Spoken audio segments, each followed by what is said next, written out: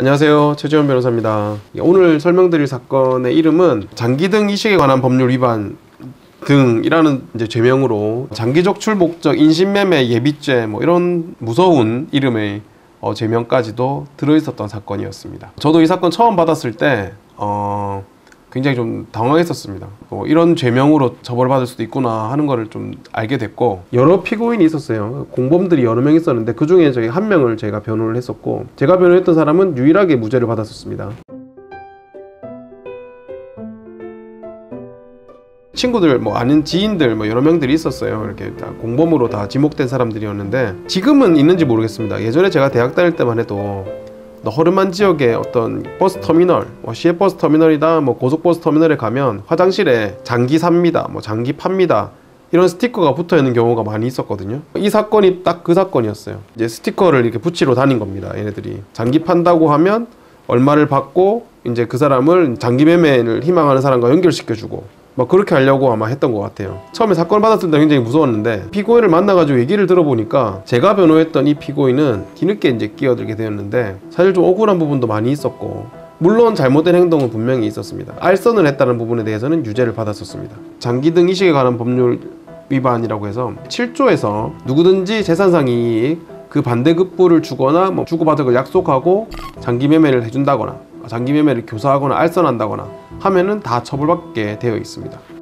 미성년자들 있잖아요. 미성년자들이 막 이렇게 돌면서 돈이 필요한데 터미널 같은 데 붙어있는 스티커를 보고 전화를 하는 거예요. 내 콩팥 팔면 얼마 받을 수 있나요? 근데 콩팥 하나에 5천만 원이다, 8천만 원이다 이러면서 이제 연결을 시켜주려고 했던 것 같아요. 이게 근데 장기 매매를 하려면 신체 검사도 해야 되고 건강검진도 받아야 된다, 집을 구해주고 여기 있어라, 건강검진 결과 나올 때까지 어디 가면 안 된다, 그 집에 머물게 했었던 거죠. 건강검진까지만 하다가 이제 잡힌 거예요. 어디로 넘겨줄지, 어떤 매수자가 있는지에 대해서는 전혀 조사된 것도 없었고, 나이도 어리고 사회 경험도 별로 없었고, 다들 좀 아무 생각 없이 이런 범행을 저질렀던 것 같아요. 그래서 다른 공범들은 많이 처벌받았는데, 제가 변호했던 피고인 같은 경우에는 다른 공범들과 연결고리가 굉장히 약했고요. 공범이지만 서로 모르는 사람도 많았고, 장기 매매를 알선해주고 연결해주는 역할만 한다고 알고 이 범행에 가담하게 됐던 거예요. 인신매매를 하겠다, 그런 목적은 전혀 없었던 거죠. 실질적으로 인신매매가 이루어지지 않았기 때문에 다른 공범들도 마찬가지고, 이 사건의 경우에는 예비죄로 처벌을 하냐 마냐가 쟁점이 되었었는데, 이 예비죄라는 것은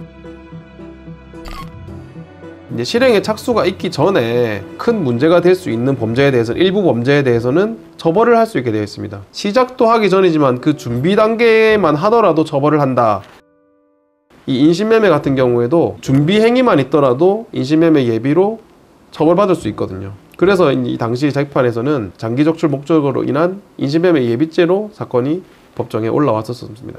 이 예비죄의 경우에도 예비의 어떤 공모 과정이 있어야 되고 예비를 준비하기 위한 과정들이 필요한데, 이 피고인은 뒤늦게 사건에 합류해가지고 범행을 가담하게 되는 것일 뿐만 아니라 다른 공범들을 제대로 알지도 못했고, 알선을 하기 위해서 스티커를 붙이고 다니거나 연락이 오면 연결시켜주거나 하는 일만 했던 거예요. 이 장기등 이식에 관한 법률에 따라서 유죄가 되었지만, 장기적출 인신매매까지 하려고 했던 거냐, 그러니까 인신매매를 하기 위한 준비 단계가 있었던 거냐에 대해서는 그렇진 않다. 이 피고인은 그 정도까지 준비하진 않았던 것 같고, 그에 대한 예비를 공모하는 어떤 단계도 있었던 건 아니다 해가지고 장기적출 인신매매 예비에 대해서는 무죄를 받았던 사건입니다. 그 뒤로도 다른 공범들은 계속 실제로 처벌을 받았던 걸로 알고 있고요. 당시에 신문에 크게 나가지고 부산 지역에서는 굉장히 큰 장기 매매 조직이 있다, 이런 식으로까지 언론에 보도된 적이 있었습니다. 실제 그 사건은 어떤 큰 범죄 조직이 있었던 건 아니고, 어린 친구들이 호기로 이런 범행이 얼마나 심각한 건지도 모르고 장기 매매를 알선해 주려고 했던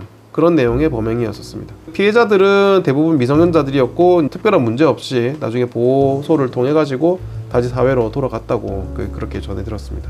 쉽게 접할 수 있는 법률은 아닌데, 장기등 이식에 관한 법률 위반, 장기적출 목적 인신매매 예비죄를 다뤄볼 수 있는 중요한 경험이었던 것 같고요.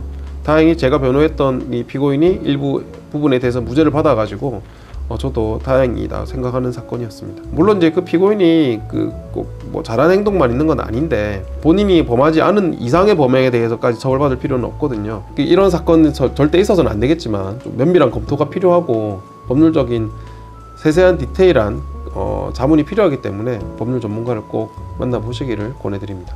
일단은 뭐 절대로 이런 일이 있어서는 안 되겠죠. 많은 기억이 나네요. 굉장히 이 일부 무죄를 받기 위해서 이 피고인과 많이 만나고 서로 협의도 하고 했던 기억이 막 새록새록 납니다. 이 친구 지금 뭐 하고 있을지 궁금하긴 한데, 예, 여기까지 말씀드립니다.